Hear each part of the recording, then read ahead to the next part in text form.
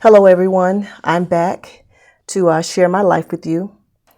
And as usual, I would like to just jump right in.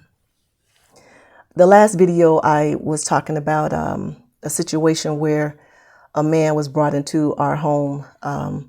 And this person was, of course, trusted by my mother, by our family. And he wasn't trustworthy because of the acts that he did to me. So I want to first caution parents, young, I'm starting to say young mothers, but mothers in general, fathers. When you bring people into your children's life, you need to be careful of who those people are. Don't just give ready access to your children. They're your most precious possession. God has given them to you so that you can bring them up in the way that they should go, so that you can nurture and care for them, love them, and as much as possible, protect them. That's your job as a parent, not only for provision, but for protection. I was very protective of my children because of the things that happened to me. And it doesn't mean that I was perfect in everything, that they never got hurt, they never got harmed, or they never experienced bad situations. But what it did mean is that I did everything that I could to ensure their safety. I didn't allow them to spend the night at anybody's house. They could not go everywhere they wanted to go and hang out with friends and stay the night at their homes and different stuff. If they wanted parties like that, stayovers, they had to stay at my house because I knew that I wasn't raping anybody's children. I wasn't molesting anybody's children. So they would be safe in my home. So that's what I often told my children. If you want to have a sleepover, the kids have to come and sleep over here. So that's what happened with us. I once told this story to a group of people. And it was something that God just gave me in the moment. And what I said was that we're a little too quick to want to get rid of our kids. We're too quick to get tired. And trust me, believe me, I know. I have 4 children. I raised them. And there were times when, yes, you need a break. So they go to grandmother's house. They go to auntie's house because you need a break. And that's fine. That's not what I'm talking about. I'm talking about just allowing them to go and be with whomever because in the moment it just sounds like a good thing to you, not realizing the danger you may be putting your children in. The story I began to talk about was a neighbor. And you've known this neighbor for 15, 20 years. Y'all have spoken, talked, and your children have played together. And then this neighbor says to you, I'm going to be going to Disney World this weekend. And I'm going to be taking my family, and I'd like to take your kids with me too. And we're going to have a good time. And, I'm going to make sure they eat, and I'll buy whatever gift that they need to have, and they'll have a good time. So you don't have to worry about nothing. Just let them come with me. And you say, oh, sure, yeah, let them go. Go ahead. And you're thinking to yourself, this is a great thing. Kids going to have fun. You're going to have a weekend break, to get away and just enjoy grown-up time. But if that same scenario was done and your neighbor came to you and your neighbor said, you know what? I'm going to Disney World and I want to take your car and I'm going to drive it up and I'm going to put gas in it. I'm going to wash it, make sure that it's good. You ain't got to do nothing. Just let me take it. You'll be looking at your neighbor like he done lost his goddamn mind. And you would. Because the first thing you'll be thinking about is your insurance. If he got into an accident, what's going to happen to your insurance? You'll be saying, man, you done lost your goddamn mind. No, you ain't finna take my car. And you wouldn't let him take your car. But your children are not a car. They're your most precious commodity. The most precious thing God could entrust you with is his children. But you would give them up easily. But your car, not so much. So just a little something to think about, all right? I want to go back to talking about my life and the things that happened to me when I was growing up. I felt like I had a label on my forehead. And I felt like it was saying, just abuse me. I didn't understand it, why these things continued to happen to me. I didn't ask for it, nor did I want it. But molestation, rape just played a part in my life. And I said before how I thought that it only happened to girls. So, of course, I just wanted to be a boy because I felt like being a boy would bring me some safety.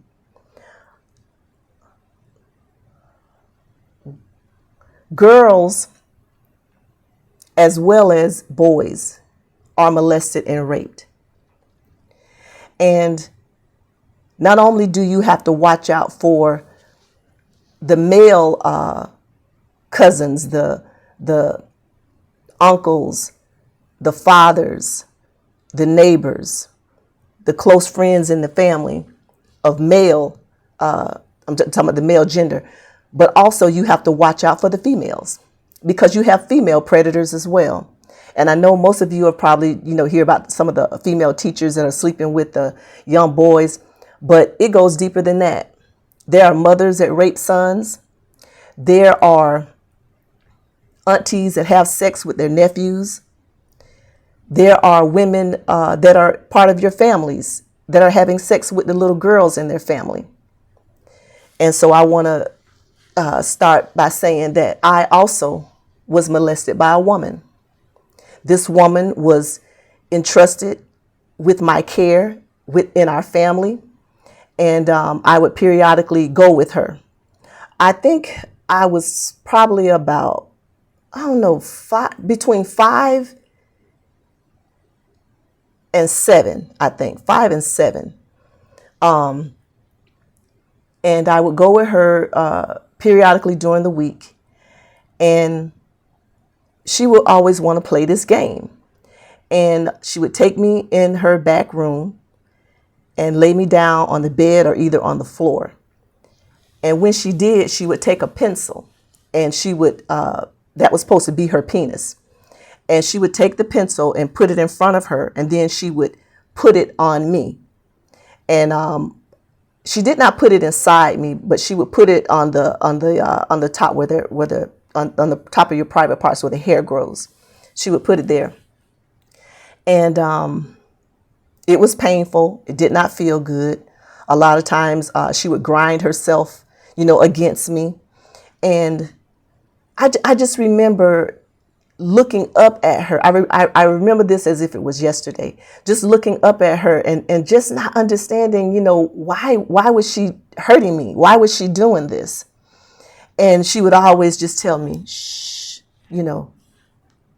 be quiet. Don't say anything. And that's what predators do.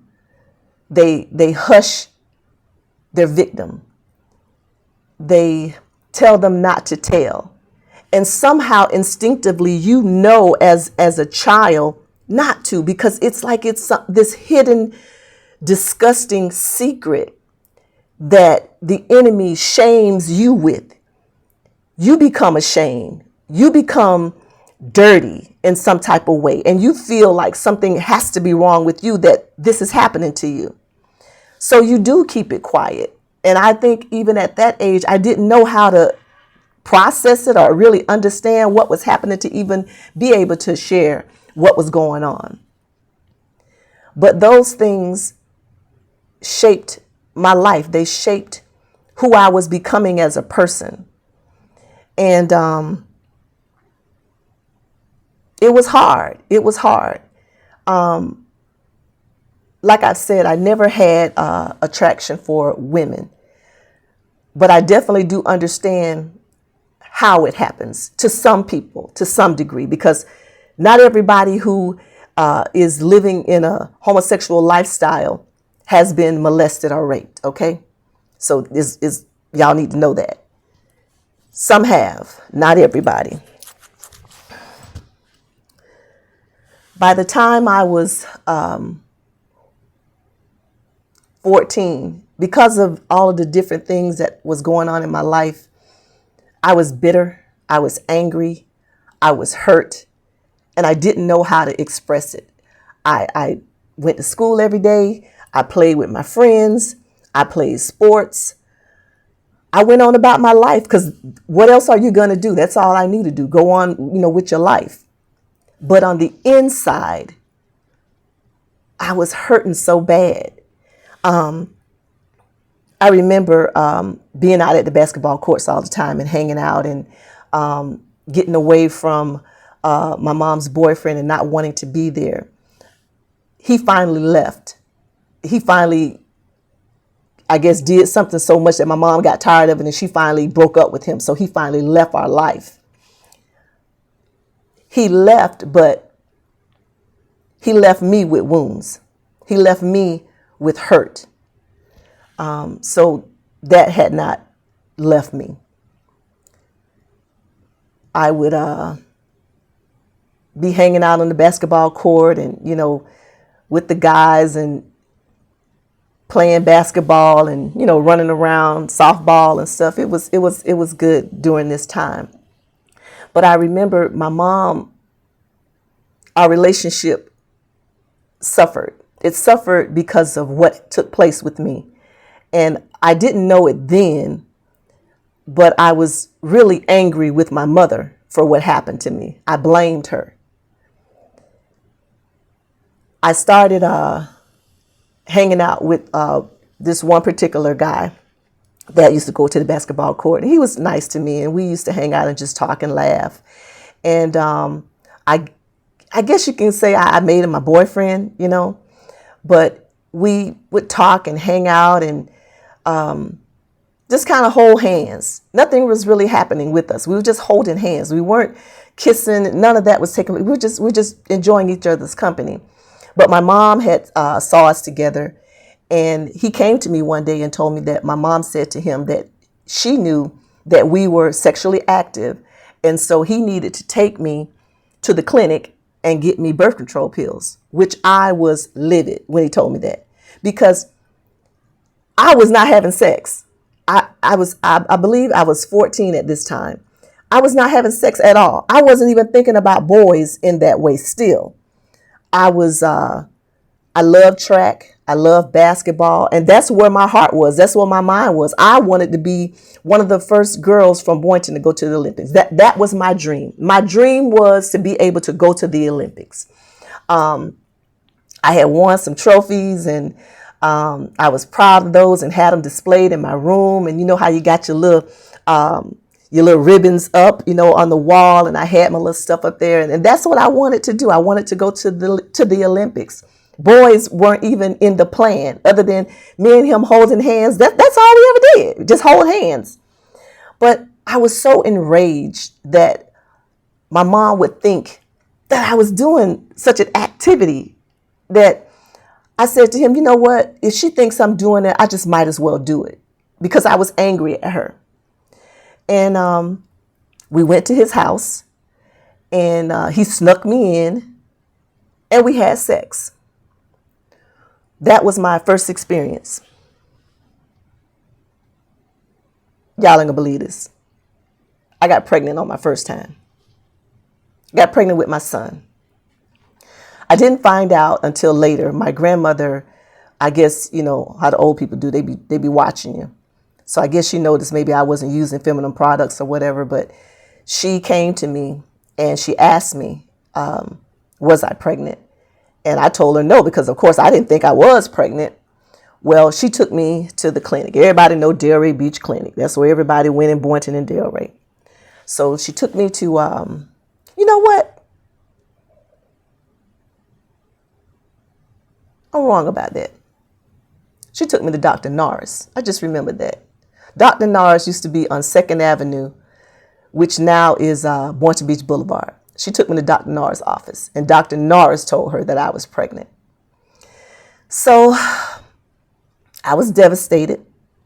Here I am, 14 years old and pregnant. Didn't know what to do, didn't know what to think about it, how I was going to have a baby. I'm 14. I'm a kid. How am I going to have a baby? How am I going to do this? So after kind of talking to some friends and different ones, I thought to myself, I'll just have an abortion. That way I can start over. I can still go to the Olympics. I can still do the things I wanted to do and not have this baby.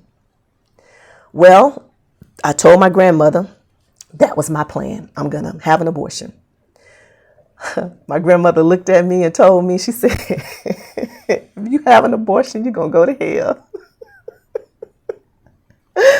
Oh my gosh. She told me, if you have an abortion, you're going to go to hell. And of course, at 14, that scared the hell out of me, okay? Because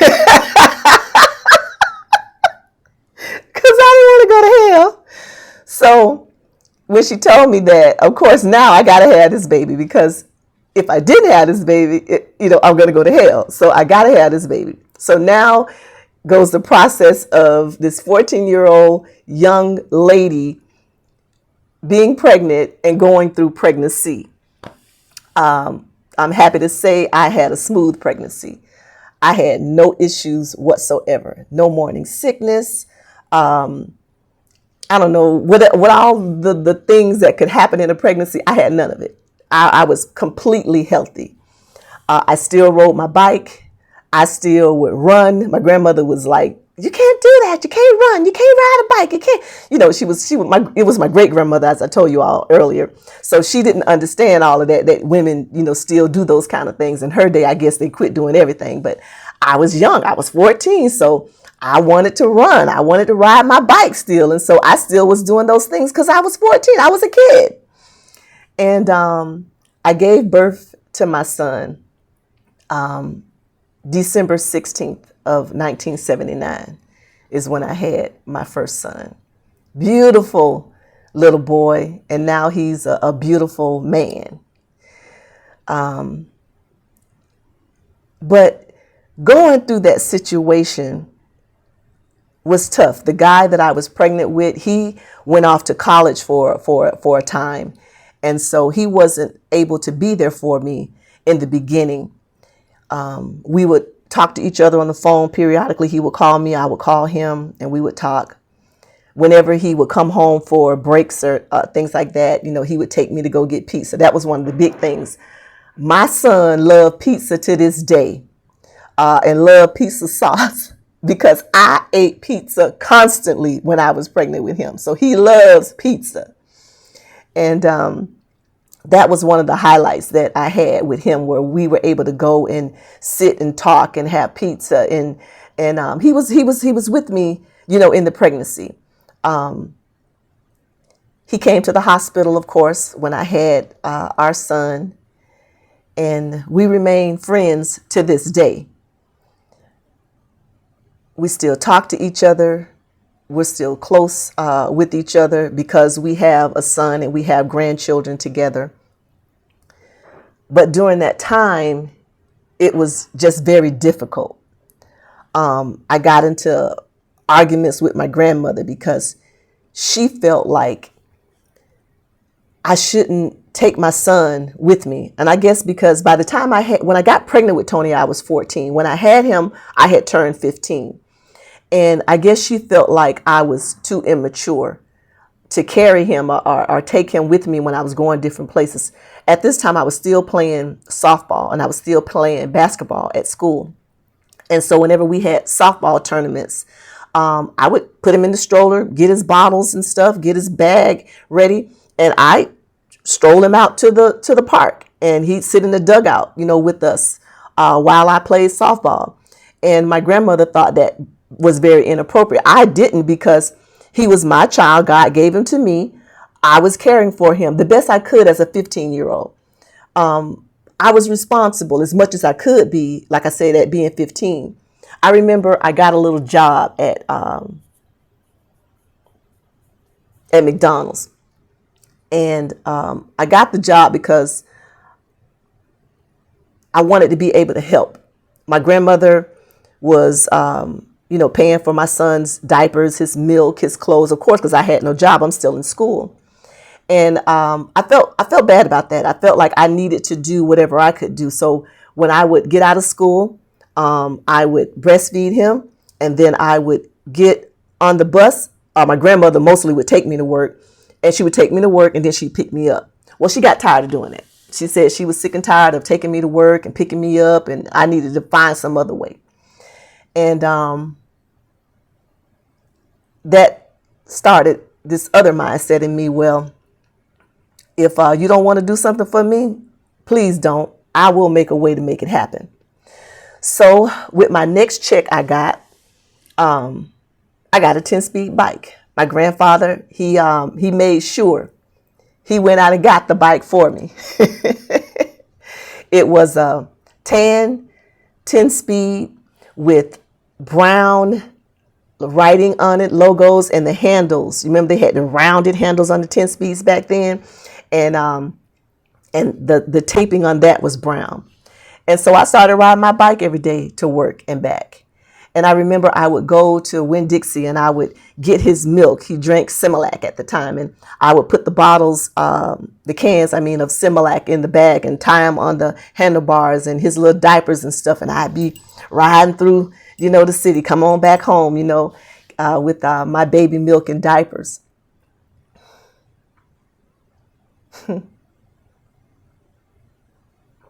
A baby at 15.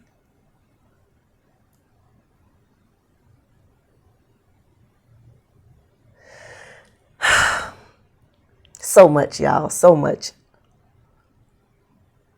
Because I got pregnant, my grandmother was angry with me. And I think she kind of thought I was going to be maybe the redeemer of the family.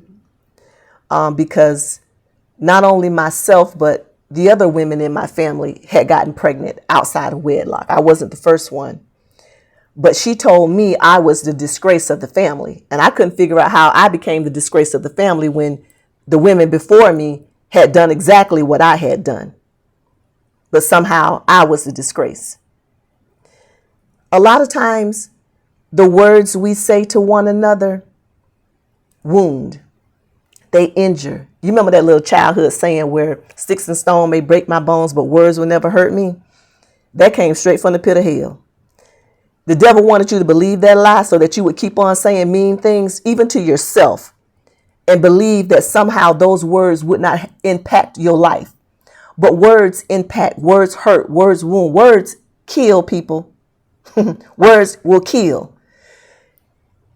There have been some folk that have said some stuff and they have lost their life because of what their mouth said, okay? So words do wound, they hurt, they kill. And my grandmother saying to me that I was a disgrace of the family.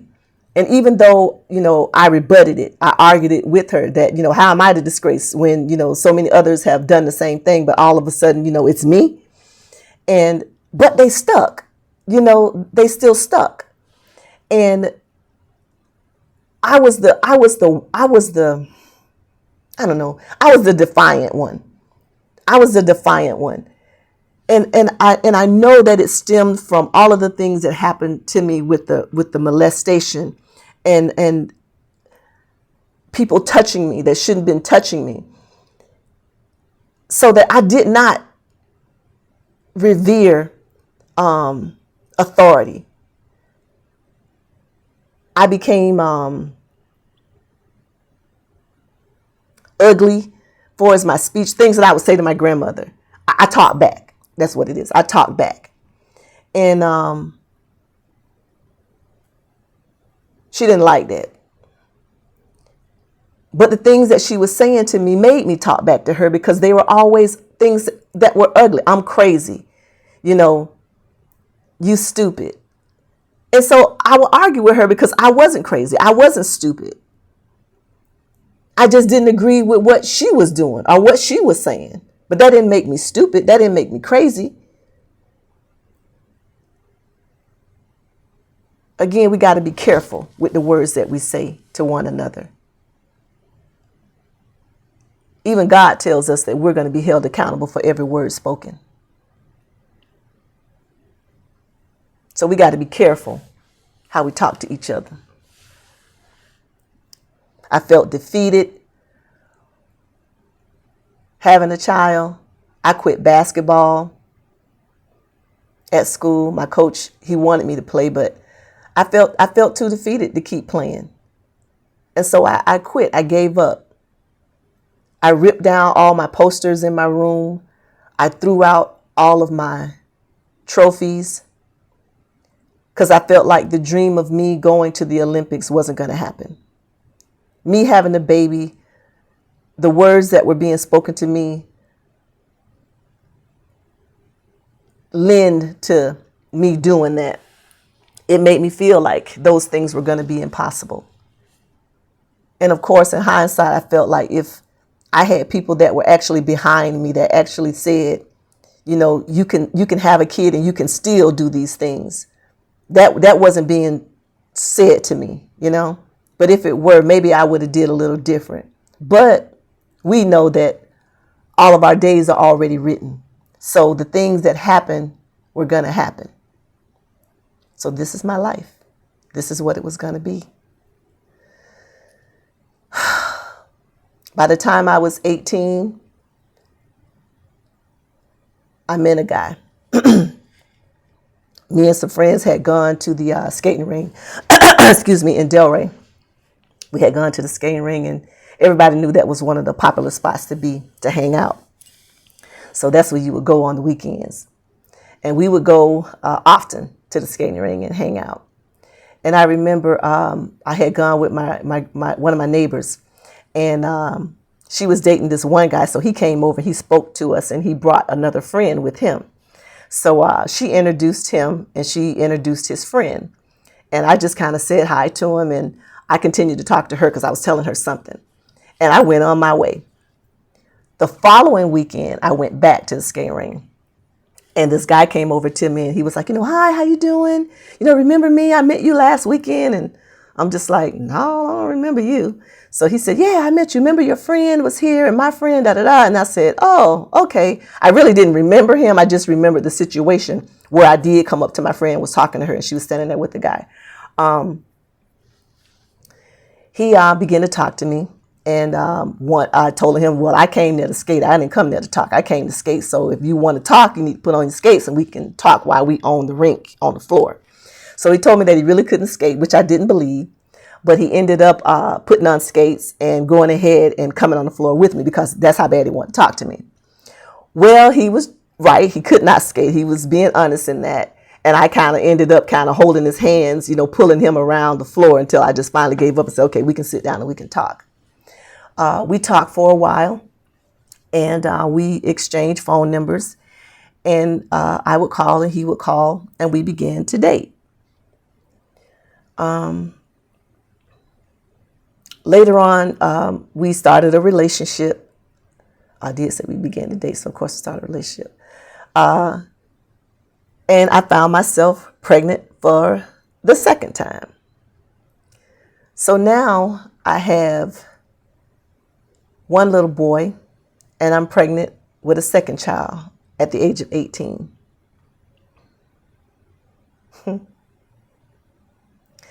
I was shamed, to say the least. In the Black community, and especially during that time. Now, I don't think so much now, but back then it was a shame to be a young girl and to be pregnant, and especially be unwed, and which I was an unwed mother for the second time. And I was shamed. I was embarrassed. And I decided, because I understood a little better now that I wouldn't go to hell if I got an abortion, that I actually could repent and ask God to forgive me, and I would be okay. So we planned to have an abortion. Well, he took me to the abortion clinic, and I sat there in the car. We both did, just kind of waiting for the appointment, and I couldn't do it. I couldn't do it. I told him that I didn't want to. I knew what it meant. I knew that it would mean that I would be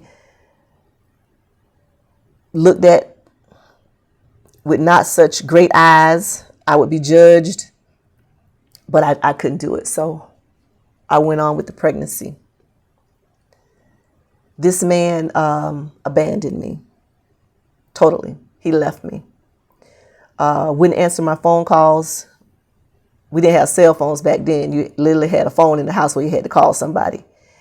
And he wouldn't come to visit me.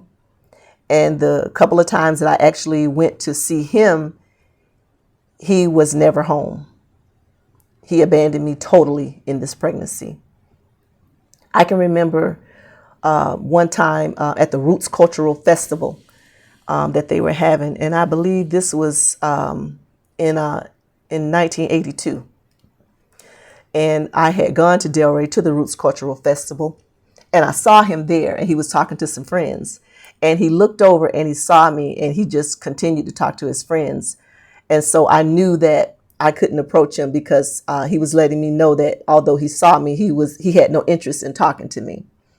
So I did whatever, enjoyed myself while I was there, and then I left and I went home. I wrote him a letter one time because I just felt so bad, that he just left me like this. And I wrote him this long letter, telling them how I felt. And he didn't answer me back. When I was 6 months pregnant, he showed up to my grandmother's house. I was living with her at the time. He showed up to my grandmother's house. And he came up and said he wanted to talk. So I got in the car with him. We rode over to the beach, got out. We just kind of walked and just kind of conversated with each other. And I kind of thought that this was going to be a turnaround. He was going to be there for me now. He was going to be a better person, show up. But that was only for that day. So basically, I became pregnant. He abandoned me. 6 months into the pregnancy, I saw him again. And I didn't see him again until I went into labor with my daughter. I went into labor with my daughter on September 21st. And he showed up to the door. But I guess I'll get into the rest of that the next time we talk. I'll see you all.